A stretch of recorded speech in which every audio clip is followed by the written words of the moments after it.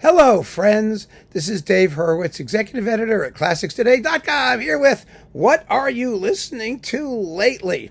And this one was kind of it was interesting. It really was. Here it is. The old, well, it's not old. It was from, well, what year? You know, I was wearing these different glasses. I don't think they did anything for me, frankly. I thought I'd give them a shot. I don't know what they are. I don't know what they're supposed to do, but they aren't doing enough of it. Oh, there we go. Now I can see. 1989 Telarc recording of Elgar's Enigma Variations, the Cockaigne Overture, and the Serenade for Strings and Salut d'Amour with the Baltimore Symphony Orchestra and David Zinman on Telarc. Fabulous sonics, wonderfully well recorded. Zinman did some really good Elgar. He really did. And some other wonderful things when he was in Baltimore for this label. But this is the one. This recording, here it is, this recording that shocked the bejesus out of me because it got a rosette in the Penguin Guide. Remember the rosette? You know, that was for a recording of purely personal special qualities, you know, bestowed by one of the illustrious critics. There were three of them, Robert Leighton, Ted Greenfield, and who was the other one? Oh, I don't know. There was another one. And they did these things. So this was a shocker. It was a shocker because you had an American conductor with an American orchestra, not even a top-tier American orchestra, doing Elgar, the English composer. And I said to myself, this can't possibly be that good. I was really wondering if it was a cynical choice because, you know, everybody said, with good reason, that they only praised English people doing English things Englishly, meaning, generally speaking, without much character. So they had to find an American recording that was as bland and uninteresting as all of the English recordings that they usually gave rosettes to. And they came up with one. Here it was. Well, David Zinman is a wonderful conductor. Don't get me wrong. He is a conductor in the more objective style. He's not a, you know, slobbering romantic. He tends to play things very straight, very strictly, but very musically. I mean, he's made a lot of really, really good, solid recordings over the decades. And, you know, so, and since, you know, recently he's become sort of a period instrument convert in music of the classical period. You know, he did that Beethoven cycle in Zurich and fabulous Beethoven piano concertos with Yefim Bronfman. And, you know, so we've talked about some of the things he's done recently.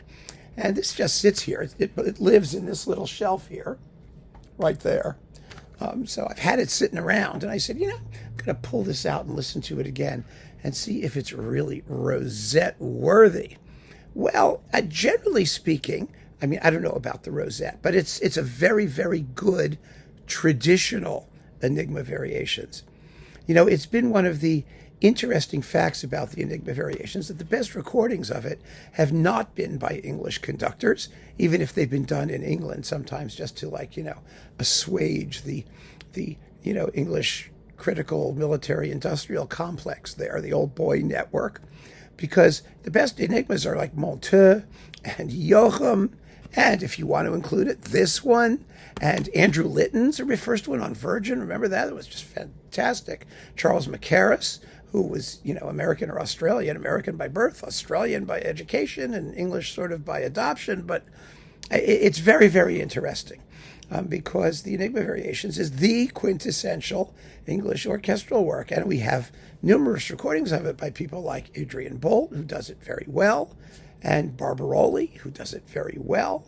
And Barbaroli is kind of the one everybody loves to love. But he was interpretively totally the opposite of David Zinman. I mean, Barbaroli was one of those spontaneous, romantic, you know, drool and slobber conductors. So he's quite different from this. However, there is no gainsaying the excellence of the orchestral playing, the cohesiveness and color of the interpretation, and the fabulousness of Telarc sonics. And also, I mean, I find for the Cockaigne Overture, which I think requires an extra degree of fantasy and craziness. I mean, the best recording of that is Gibson, hands down. Gibson with the Scottish National Orchestra, that fabulous, amazing recording he did of Elgar overtures. But But this is really good. The Serenade is lovely, sensitive, elegiac, not too sweaty, if that's the word. It's not schwitzing all over the place. So, yeah, I mean, it's a very, very fine disc. And it was fun to take out and listen to it again. But I don't know. I think the rosette is still there because they just wanted one of the guys, whoever, you don't know who gave it the rosette. You don't know. You don't know if it was Ivan March. That's the third one. It's Ivan March, Robert Layton, and Edward Greenfield. Those were the three, right? The Penguin guy.